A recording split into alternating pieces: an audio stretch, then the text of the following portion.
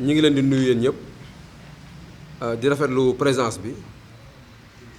tey li taxoon ñu daje nag mooy le 17 bi passé dafa am lu fi xewoon ñu téye woon suñuy ñooñ fii à Thiès ci téye bu jaarul yoon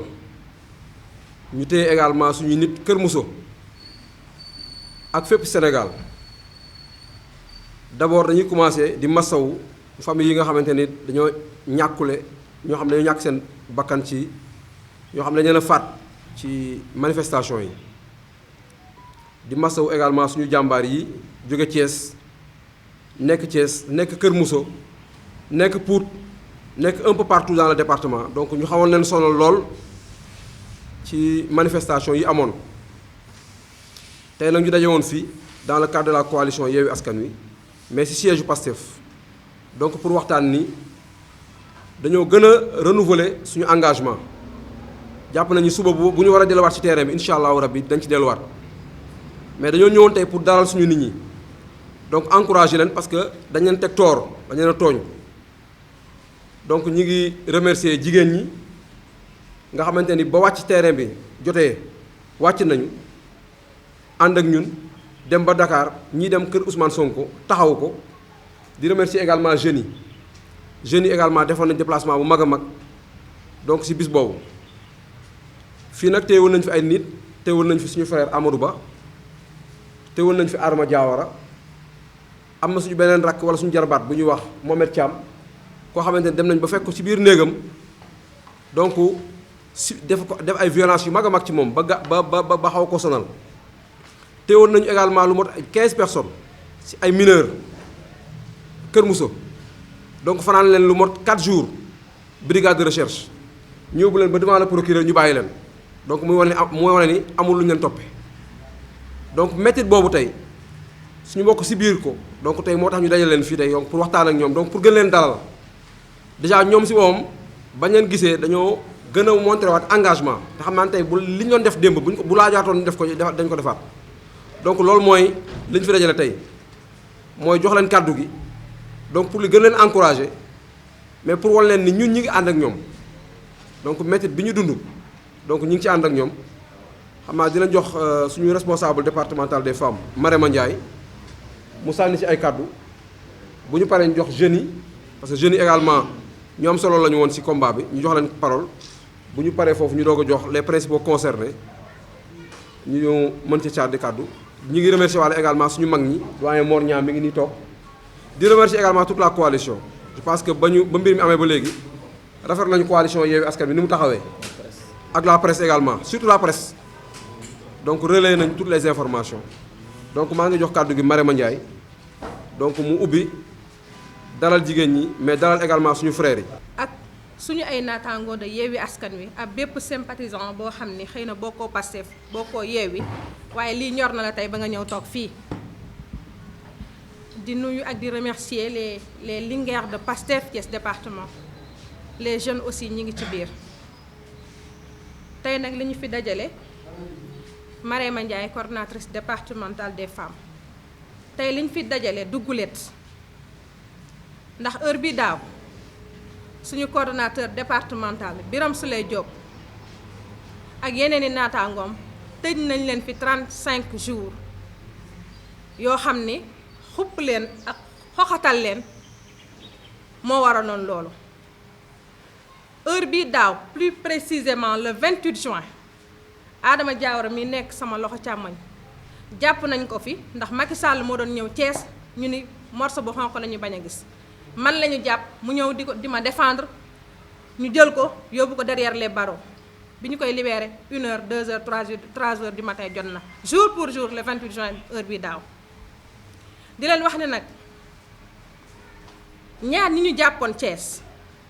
du ñu n'importe qui ci Pastef du ñu n'importe qui ci coordination départementale de Thiès ma njëkk ci Adama Diawara mooy suñu coordonnateur départemental adjoint topp ci Birame Souleye Diop di coordonner la commune de Thiès Est nekkoon suñu candidat lors des locales nekk le directeur de cabinet du maire de la ville de Thiès kooku la ñu jàpp jaay ko doole dugal ko ci kaso xañ ko jant bi ki ci des di Amadou Ba bokk ci ñi taawu Pastef ñi ko téye ñi ko taawu damay faral di wax ni bari na situation yoo xam ni Amadou Ba mi moo koy réglé te kenn du yëg xaaju guddi la koy réglé ci biir Pastef bokk na ci ñi nga xam ne Ousmane Sonko président Ousmane Sonko ci ñi mu gën a wóolu Amadou Ba mi ci la bokk. Amadou Ba nekk suñu investi liste départementale ci élection législative yi nekk un membre fondateur de Pastef Thiès kooku la ñu jàpp kooku nga xam ni mën naa ni ñoom ñaar mooy ñi gën a lewet Pastef ñi gën a ñàkk fitna Pastef ñi gën a mën a fédéré Pastef ñaar ñooñu la ñu jàpp tey foog naa ni dañoo juum ci cible yi waaye bu dee manifestant lañ doon wër mënoon nañu jàpp benn Adama Fall wala mënoon nañu jàpp benn imam ndax fit la ñuy demee duñu daw mukk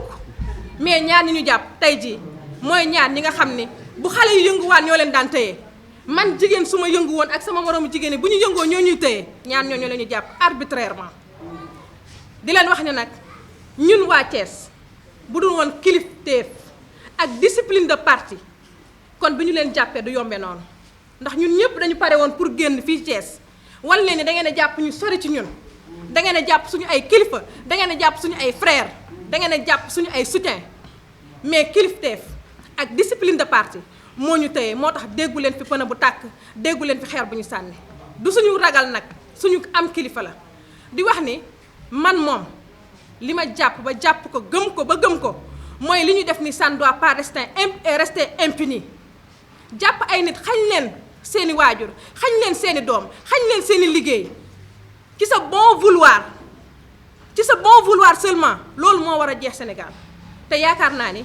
incha allahu taala lépp lu ci war dinañ ko def pour taxaw ci di fàttali nag pour terminer que Macky Sall n'a jamais fait de prison moo tax muy foye prison su defoon prison xam luy prison kon bala moo jël kenn di ko dugal prison dina ko xoolaat ko te su wàccee dina xam ne li mu doon tege dinañ ko mosal donte 15 jours la jërë ngeen jëf. waaw salaamaaleykum mbokk yi salaamaaleykum mbokk journaliste yi daanaka suñu responsable yëpp wax nañ daanaka lépp waaw maa ngi nommé wu je m'appelle Amadou Tidiane Diakhaté je suis le responsable des jeunes maanaam JPS au niveau de Pastef qui signifie jeunesse patriotique du Sénégal maa fi représenté ndawu Pastef yi ci Thiès département bi. maintenant situation bi fi nekk sànq sunu naataangoo yi ak sunu frères yi wax nañ ko lii la mooy sunu frère Adama Diawara bu ñu jàppoon ak sunu beneen frère Amadou Ba qui sont les pionniers de Pastef ñi nga xamante ne ñoom ñoo fi nekkoon ba Pastef nekkul Pastef ñun nag je lance un appel à toute la jeunesse sénégalaise et nationale du moins et africaine que ni ce combat-là n'est pas un combat de personne. Macky Sall le président Macky Sall s'il pense que ni su tëjee Adama Diawara tëj Amadou Ba nous dañuy toog fu ñu toog yambar non yambaruñu il va savoir que dafa war a xam ni le combat c'est pas des personnes encore une fois c'est un combat pour d'abord la jeunesse africaine la jeunesse sénégalaise et damay rappelé wu am na beneen boroom xam-xam bu mu musoon wax ni ma mon frère ma ne ko mënuma d'autres épreuves vont venir ñun ñëpp dinañu tëj dinañu xañ suñu liggéey dinañu xañ suñu famille pour lan parce que sacrifice nañuy def pour suñu réew ñun benn faute nañ am benn erreur mooy dañoo bëgg suñu réew maintenant dañuy artu Macky Sall encore une fois di ko wax ni la jeunesse qui est là la jeunesse thiessoise c'est une jeunesse très consciente on pouvait faire autre chose mais duñ ko wax mais dañ koy artu encore une fois ni ko ñun duñ ay ragal su ko neexee na construire d'autres prisons parce que ñun pare nañ pour duggaat ci prison yi s'il continue avec cela ragaluñu on n'a pas peur de Macky Sall on n'a pas peur encore de son régime on n'a pas peur encore de tout ce qu'il est en train de faire ces policiers et cetera ragaluñu ñun lu may ñëwaat encore di wax ni du fekkee ni tëj mooy tax ñu bàyyi suñu projet bi non je pense que ni Macky Sall il n'a rien compris d'ailleurs damay nettali benn anecdote suñu marché bu ñu bëggoon def la fois passée dañoo jëloon Ousmane notre président ñu tere koon pour mu génn mais bii ñu annulé soo leen seetloo y avait des médias qui disaient que ni pourquoi Ousmane bi génn di def marche du woo njabootam mais soo leen remarqué y avait des jeunes yu demoon kër Ousmane la veille ni ko bul génn le combat c'est pour nous le combat c'est pas pour toi mais c'est pour nous s'il vous plaît Ousmane reste chez toi ñun dinañ xeex bi donc loolu day montrer encore une fois que la détermination bu jeunesse bi am concernant ce qui se passe actuellement dans ce pays donc loolu laa amoon di wax di masawu encore sunu jeune bu ñu naan Amadou Sow bu ñu fekk biir université agressé ko lâchement par des nervis de Macky Sall parce que j'ose le dire ce sont des nervis qui se logent à l'université l'UCAD man je pense que ne nervi sax su ma ko déggee sama xol day jeex yow nga am doole amoo loo ko utiliser di dóor sa moroomu góor te doole am na feneen fi ñu ko soxlaa léegi nag ñun dañuy remercier encore cette jeunesse là bi nga xamante ne pare woon na pour xeex pour délibérer ce pays di ñaanal encore une fois sunu mbokk boobu muy Amadou Sow yàlla yëkkati ko ci jàmm ak salaam Mouhamed Thiam aussi yàlla yëkkati ko ci jàmm ak salaam di wax aussi sunu parents yi dama koy xool sama bopp ndax saa yu ma génnee sama waajur danaa ma moytul ma ne ko dëgg la de dinaa moytu waaye combat bi du sama combat dama ciy xool ëllëg samay doom c'est le combat de quoi c'est le combat de une bonne éducation c'est le combat de quoi c'est le combat nga feebar dem faju mooy la santé c'est le combat de quoi c'est le combat pour les jeunes bi nga xamante ne du liggéey mën a am emploi fu mën a liggéeyee c'est le combat de quoi c'est le combat bi nga xamante ne les pêcheurs dootu ñu jógee di fi dem ba Guinée ñu leen di rey wala dem ba Mali wala dem ba Mauritanie ñu leen di rey c'est ce combat là combat boobu nañuy nekk di xeex et la jeunesse est prête pour cela ak lu mu ko jaral dinañu ko jaral ndax maintenant on n'est plus benn jeunesse bu nekk jeunesse boo xam ne jeunesse alimentaire la non non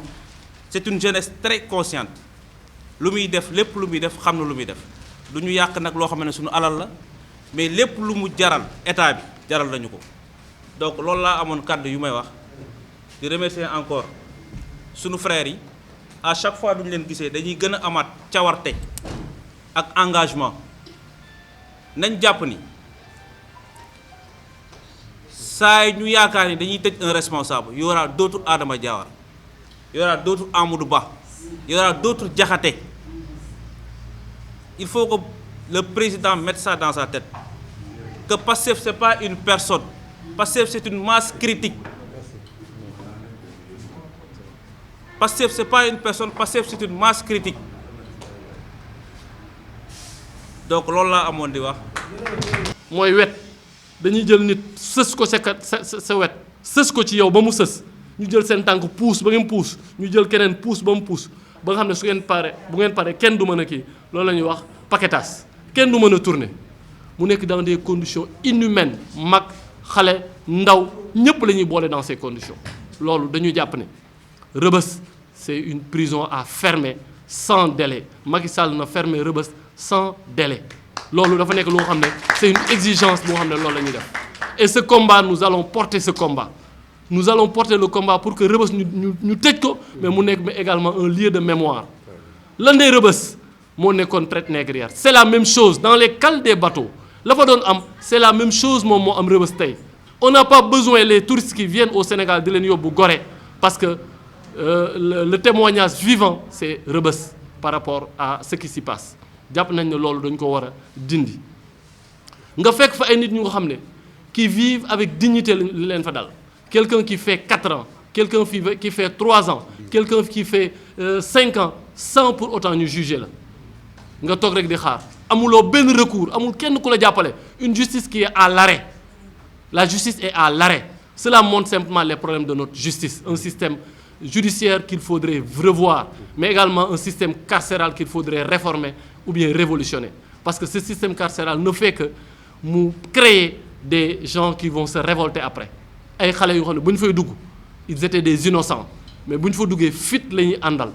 ànd ak détermination bu ñu génnee bu leen yàlla dimbalewul dañuy bëgg sax retourner dans ce coin là mu nekk fu nga xam ne c'est une déshumanisation de l'homme noir te ñi leen koy teg du lenn lu dul nguur gu nga xam ne amul benn vision pour que ay doomam yoo xam ne da leen réer mu indiwaat leen ci yoon jàpp nañ ni loolu dañu ci war a taxaw c'est pas le combat des patriotes c'est pas le combat des politiques c'est le combat de tous les Sénégalais pour que la situation des carcérales change parce que ñun ñëpp mën nañ fa tàbbi ñun ñëpp si erreur bu ndaw da ngay dawal oto mbëkk nit ñu tëj la fa te les conditions sont les mêmes pour tout le monde donc loolu moo war a tax ça doit être un combat citoyen de tous les Sénégalais des marabouts de la jeunesse des femmes tout le monde ñu jàpp que fexe ba les conditions dans nos prisons mu changé ñu fexe ba ña fay dugg ñu may leen beneen chance parce que c'est des gens yoo xam ne soo leen jegee nga xam ne ñii ñu ci bëri ils ont regretté ce qu'ils ont eu à faire ñu may leen beneen chance ñu changé jàpp nañ ni loolu dafay nekk combat boo xam ne on va porter ce combat beneen bi nga xam ne bañ fay dugg on était près d'une centaine ñenn ñu bëri ci ñoom bokkuñu woon Pastef xamuñu Pastef mais dañuy remercier encore une fois le président Macky Sall moom moo permettre ces gens-là de les mettre devant leurs responsabilités ñu comprendre ne ce combat-là ku ne ñeen sama yoon nekku ci da ngay nax sa bopp kenn du ci mucc c'est un combat citoyen c'est un combat politique ñooñu ñëpp bi ñuy génn ci prison ils ont pris la responsabilité de prendre la carte de Pastef on y est sorti avec une forte détermination je dis bien avec une forte détermination kenn yox-yeexuwul tey si c'était à refaire dañ koy defaat dañuy delluwaat parce que mënuñu dara lu dul tëj ñu heure bu ñu tëjee fukk dinañ taxaw ils seront déterminés autre chose mooy damay sant également ces jeunes là qui sont entrés dans cette prison parce que ils ont massifié Pastef beaucoup de pensionnaires de Rebeuss qui n'avaient pas compris le sens de notre combat aujourd'hui ces gens là nous ont dit non seulement ils ont adhéré à cette cause mais ils feront adhérer à cette cause seen famille yëpp donc encore une fois merci au président Macky Sall ba mu ñu ñamalee prison boobu mu xam ne on n'a plus peur et on lui fera face mu xam ne pour terminer mu xam ne mu neex ko mu naqari ko troisième mandat du ko am bu ko jéemee du ko am ndax tout le peuple sénégalais muy nos marabouts muy la jeunesse muy les femmes nous sommes déterminés nous sommes encore une fois plus que déterminés pour défendre cette démocratie à n'importe quel prix su jàllee bakkan dinañ ko joxe su jaree dem prison dinañ ko def et on n'est plus engagé et mention spéciale à nos familles notamment à nos femmes qui ont été à nos côtés qui nous ont soutenus et qui ont compris que le sens de ce combat le jeu en vaut la chandelle aujourd'hui ñun ñëpp on est prêt à retourner si cela vaut le coup di remercier encore une fois le président Ousmane Sonko di ko remercier encore une fois parce que moom moo taxaw ubbi les yeux de beaucoup de Sénégalais wan leen ni mbir mi détermination la mbir mi dogu la mbir mi passeefu la mbir mi xeex la pas pour yow mais pour les générations futures pour que les choses changent et on est sûr que la situation du Sénégal va changer. Inch'Allah, je vous remercie. li xew ba ñu jàpp ci ay jeunes yu bëri ñoo xam ne ëpp nañ daanaka téeméeri ndaw xëy bàyyi leen du question politique laa koy waxee mais sous l'angle des citoyens ku nekk xam ni bu ñu soree politique li ñu jàppee nit ñi ak procédure bi ñu leen jàppee ak procédure bi ñu leen bàyyee mën na dal ab citoyen bu nekk et c'est ça je pense qui est le plus important benn système bu commencé di def ay dérives nekkatul ci démocratie complètement mu bàyyi li nga xam ni moom mooy aar citoyen bi di sàmm ay àqam ak yelleefam suñu demee ba loolu ñu jël ko teg ko fële ce ne sont pas les militants partis yi ñoo am problème kese mais c'est le citoyen ordinaire moom moo nekk en danger parce que ñun ñëpp mën nañ être bis bu nekk ku nekk mën nga xëyee sa kër ci jàmm mais avant midi nga am problème ak justice pour raison yu bare ce qui est important mooy nga xam ni bu ñu créer ay li ñuy wax procédure pénale ak droit pénal di ko wax c'est plus pour protéger le citoyen mais boo demee ba nga xam ni yooyu protéger tout le citoyen c'est tout le citoyen qui est en danger te dama bëggoon même ñi nga xam ne nee nañ politique guñu nekk nañ en dehors de la politique nañu xam ni que ce soit bu ñu la jàppee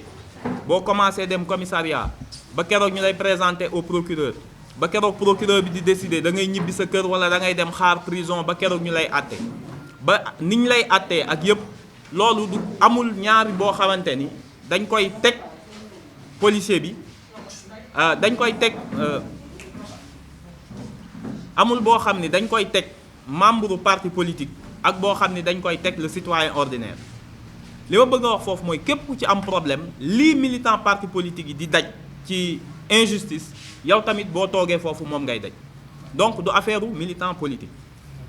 li ñu njëkk a wax mooy ñëpp gis nañ ni le 17 juin droit li ñuy wax yoon ak yelleef dañ ko jël effacé ko ci sunu charte réew ni muy doxee ndax bi ñu xëyee suba li ñu njëkk a def mooy nga dem kër président Ousmane Sonko nga fekk ay policiers lépp luy yoon te wër quartier bi waxuma kër bi bu doon koñ bi kese sax nga ni koñ bi la quartier bi ñu teg fa ay barrage ay policiers yoo xam ne ay pistolet lañ yor daal ni kenn du dugg kenn du génn loolu du juge bu ko décider du préfet bu ko décider ay policiers ñoo ñëw taxaw nga wax leen ñu ne la dañoo jot ordre ni tey am na leader politique boo xam ni du génn këram mu nekk loo xam ni ñëpp xam nañ ni ci sa amul acte du lu ñu mën a rattaché ci wàllu yoon munoo toog sa kër rek kon mën nañu dal ñun ñëpp mën nañoo xëy suba rek ay nit jóg benn quartier ni kenn du dugg kenn du génn lan nga def mun a defoo dara damaa ragal xëy na di nga defi dara damaa ragal xëy na di nga defi dara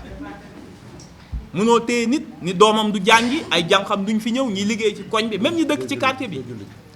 nga bëgg a julli ji ñu ne la doo julli ji tey jii bu way juróom amoon problème woo ko tamit dañ naan ko doo génn loolu nekk benn problème boo xam ni war na interpeller tous les citoyens d'abord beneen bi mooy ñu am ay député yu bokk Yewwi Askan Wi député mooy koo xamante ni yéen la fi nekkal ñun la fi nekkal ndax député du peuple lañ koy wax bu ñu la xasee fal ak parti bu la mën a fal nee nañ doo député sa parti député peuple sénégalais nga ci constitution article 61 ni député yi bu ñu nekkee en session ce qui est le cas actuellement kenn mënu ko poursuivre maanaam mënoo ko topp mënoo ko arrêté bu député bi nekkee en session mu waxul mënoo ko topp mënoo ko arrêté en matière criminelle maanaam bu rayoon nit ci kanamu ñëpp mënoo ko arrêté en matière criminelle comme en matière délictuelle lu dul assemblée nationale nga dem ñu jox la ndigal ni la toppal sa député ñu gis le député Déthié Fall ak Mame Diarra Fam Déthié Fall këram lañ ko fekk mu dégg coow ci suuf ni xaaral ma wàcc xam lan la foofu lañ ko jàppee yóbbu li may wax boobu il était peut-être 9h 10h ci manifestation boo xam ni place de l'Obélisque la war a amee place de l'Obélisque la war a amee nga ñëw këram mu nekk ci VDN dégg fa coow mu wàcc ci suuf ñu jàpp ko yóbbu biñ koy jàpp woowuñu assemblée nationale demandé wuñu levé wuñu immunité am violer sciemment la constitution donc ku nekk war a gëm ni su dee constitution nag bi nga xam ni c'est la mère la source principale du droit au Sénégal bi vraiment àq ak yelleef citoyens yi moom moo ko ŋànk nga dem ba ñu mën ko n'importe quel procureur bu gën a ndaw wala n'importe quel commissaire de police ñëw fekk la sa biir kër jàpp la nga ni ko lan laa def mu ne la defoo dara téye naa la te defoo dara man mënuma wax lan nga def ndax sa biir kër laa la fekk jàpp la te defoo dara mu nekk donc après li ñu def président Ousmane Sonko def ko Mame Diarra Fam nga xam ne ci kay kanamu doomam lañ ko jàppee doom yu jógee vacances di ko dañoo bëgg a seeti Barthélémy Dias suñu nijaay jooju dañ koo bëgg a xam mu woote ñu ne ko kër ga dara nekku fa nga yegg si ba buntu kër gi ñu jàpp la yóbbu te nga nekk député nekk en session donc bu dee ñooñu nga xam ni ñoo am ay ndombol tànk état muy président Ousmane Sonko nekk député président Déthié Fall ak honorable Mame Diarra Fam ñu yore ay ndombal tànk député ñu fas yéene leen a toroxale noonu kon ñun citoyen ordinaire bi bu ñu nekkee problème ak police wala tribunal wala justice ci réewum nguurum Macky Sall nañu xam ni ñun duñu am kenn koo xam ni dinañu dimbale parce que ku ñemee def ni nga def député Ousmane Sonko député lañ yoo xam ni dañoo am immunité moment bi ñu leen di jàpp assemblée nationale nekk en session ak Ahmed Aïdara le maire damay liggéey jëlul yoonu manifestation bi dafay liggéey. donc bu dee kilifa yooyu la ñuy jàpp sonal leen na citoyen bu nekk ni man su ma amee problème dem tribunal ci dëkku nguuru Macky Sall bi naa xam ni su ma amul ay mbokk wala sax am ay mbokk wóorul pour ñu bañ maa tooñ su ma amee problème ak justice. li ci des mooy ñi ñu jàpp ñëpp ci manifestation bi ñu nekk presque une centaine de personnes li nga xam ni moo xew mooy bi ñu demee tribunal jàpp nañ la waxuñu la lu tax ñu jàpp la waxuñu la ban heure lañ la jàpp ñii toj nañ seeni téléphone ñii nangu nañ seen xaalis ki ma mujjee jot ci suba ñetti téléphone am ba tey jii may wax fu mu dem kooku ni ko mën gisuma ndax bu ñu lay jàpp duñ la notifier ay droit dañ lay jàpp dugal duñ la wax ban heure ak fu ñu la jàppe duñ la may sax nga téléphoné duñ la may nga téléphone gis naa koo xam ni policier toj iPhone 13 am sama kanam mais bi ñu demee brigade dafa ni ko da nga doon daw daanu sa téléphone toj ma xool ko ni ko mais war ngaa rus sax donc violenté nañ nit ñi dóor nañ leen gaañ nañ leen yóbbu la commissariat sa avocat ñëw commandant brigade lu toll ni commandant brigade nga ni ko diw dañ koo jàpp moo ngi fii mu ne la nekk fi fanaanu fi nga kon ne di wër brigade yi nga xam ni kon mën nañu dal ñun ñëpp comme citoyen ñun ñëpp mën nañu dal comme citoyen nga xëy suba gis ko ñu entendre la wax ñu la am nga droit avocat yow boo nekkee déggul làkk tubaab bi ñu lay làkk li ngay bind bu mun parce que bu dee déggoo nasaraan te li ñuy bind war a nekk nasaraan lu mu bon bon war nañoo ut interprète koo xam ni day toog ni est-ce que nga ni ko est-ce que lii ñu bind moo li ma wax benn la parce que déclaration bi ngay wax boo demee tribunal dañ naan la yow yaa ko waxoon mais yow ba nga koy wax yaag benn gendarme toog yow déggoo tubaab olof la lay laaj nga tontu ko olof moom mu bind ko tubaab pare ni la signer nga signer donc sa droit amul interprète sax duñ la wax am nga ci droit boo blessé duñ la wax am nga droit à un médecin médecin bi ñëw constaté ni yow kii la blessé am na ñu fa am ay blessures yu grave grave daal ni man kat j'ai droit à un médecin loolu lépp mu ngi ci code bi loolu yëpp dañ ko salfaañe ñu téye la tribunal duñ la jox nga lekk mën nañ la tëj ñetti fan duñ la jox nga lekk man ki ñu fa fekk ñu ngi fa yegg si 11h ci guddi je pense que à 11h ci suba lañ ko jàpp biñ ñëwee dafa ni defoon naa ni sañu maa ñaan ndox donc nga xool 11h ba 11h ci guddi naanoo ndox kenn ñëwul ni la am nga droit naan ndox ñu summi la ba nga set ni la tëddal foo xam ni yoo yaa ngi fa bari ba dee karo la ci suuf la joxuñu la nga lekk joxuñu la nga naan donc nga gis ni waxuñu waxu politique instant bi c'est le citoyen conscience am la ñuy interpeller ñu téye la foofu ba nga sonn ñu yóbbu la devant un procureur mu déglu la peut-être 25 secondes benn nit sur une centaine de personnes ku ñëw mu ne la bon dañ lay renvoyer aca demal Rebeuss déglu la xamul loo wax déedéet ñun ñëpp loolu audience yooyu xaw ma nan laa ko mën a tuddee mais c'est exceptionnel ndax ci cave bi la cave tribunal bi ngay toog